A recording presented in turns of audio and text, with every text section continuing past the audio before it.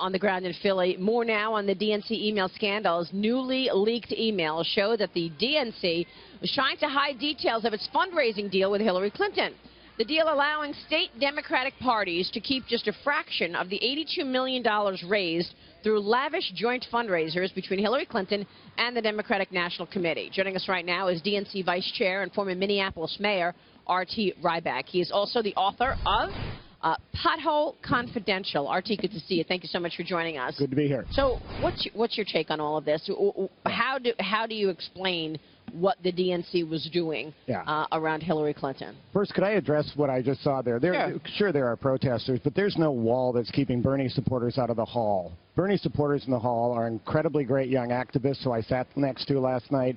They're my congressman, and they're my state representative, and I don't agree with that point that it's not anymore about Bernie the man. Bernie has a lot of respect from people like me and others, and they're inside the hall and they're outside of the hall. But let me go to the DNC.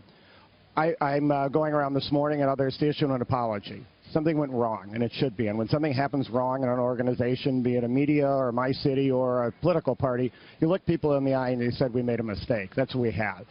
I don't believe the entire DNC, by any stretch of the imagination, should be tainted by this. I think there are individuals who stepped over the line and favored one candidate over another. And when that happens, they should not be doing their job. The good news is what we've done is we've changed leadership. We have a new chair, but more important, I think there's a real clear sign from all of us in leadership saying this should not be tolerated. And that's where we'll move on from here. You know, the supporters of Bernie Sanders and the protesters outside, they feel like, well, it's too late. You know, he had a shot to win, and he's out. Yeah. So now, I mean, well, first off, can't undo it at this point. There are, again, that sentiment's inside, outside the hall, and other. I understand that. I do not believe that, let me put it differently, Hillary Clinton won the election. I think there should have been more debates. I was public about that. We had a debate within the party to have debates. That's a legitimate debate. If there's a person who works for the Democratic National Committee and they're favoring one or the other, that shouldn't happen. Now, let's get real. Political parties have plenty of people who are in the organization who favor one or the other. I'm sure there were plenty of people at the RNC who favored Bush. We're just not going to tolerate that in the Democratic Party. When it comes out, we do it. Over time, we'll also ask ourselves, what the heck's going on here that we've got all these emails that are going to be coming out and leaked on the eve of the convention and coming forward? What's the connection to the Russian government? I don't understand that anymore other than I understand why somebody broke into Watergate, the Democratic National Committee during Watergate. But the bottom line is we apologize, we move forward. Julie. I have a question for you because you were, a couple of years ago, you were really the leader, you and Tulsi Gabbard, you were at the time your fellow vice chair, talking about the fact that Debbie Wasserman Schultz may not be up to the job and may not be up to the task. Why did it take so long? Because you were sounding the alarm a couple of years ago. The president at that point, I suppose, as the leader of the party, could have stepped in. He chose not to. Do you think he made a mistake? Do you think this resignation should have taken place 2 years ago? Well, I went public with my concerns about a year ago, less than a year ago, but still, the point is valid. You know, I think in any kind of leadership, we want the leader to succeed, okay? And I think that's especially complicated in a political party where the process, it's not like a company with a board of directors. It's not like a business, all right? It's kind of a complicated issue of how you remove someone like that because you'd have to call a huge Congress of folks and all that. So I think that was part of it. I do think also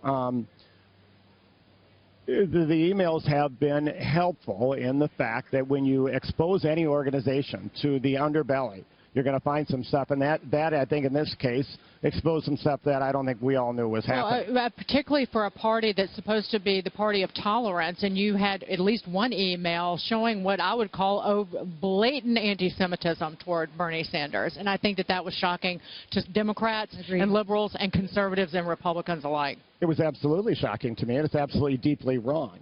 And I found out as a mayor that there are people within an organization who will do things that are over the line.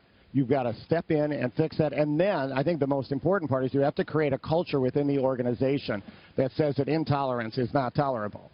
And if there's anyone in the Democratic National Committee who would ever think of sending an email like that, again, they should know clearly that that won't happen. And I think every organization should do that. Should more people step down? Should staff members, should senior staff members step down? Is it just Debbie Wasserman Schultz? Is she enough, or should more people take the fall for this? Well, let me be blunt.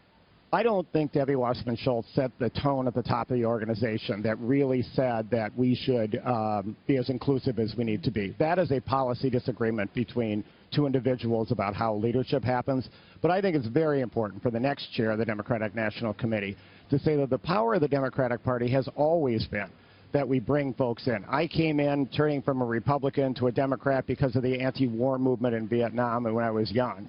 And that's the kind of thing. The Democratic parties, you know, we're like the family at Thanksgiving that's yelling at each other and then they hug on the way out. You know, little food goes thrown across the table. That's Democrats, right? We do this stuff. We don't mind people marching in streets. We like issues like that. We mind people breaking the law.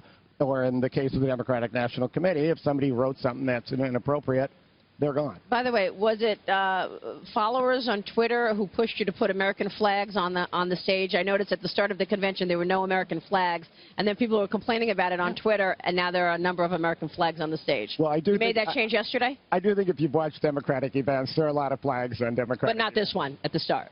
Well, I think there's all different stage sets. I have no idea what that's about, but let's make sure both parties own the flag, and we're proud of our country. Right, and I'm glad to see you put new flags. You put some flags on stage. Well, we always like fresh flags. Thank you, Archie. Good to see you, Archie Ryback there. Make sure to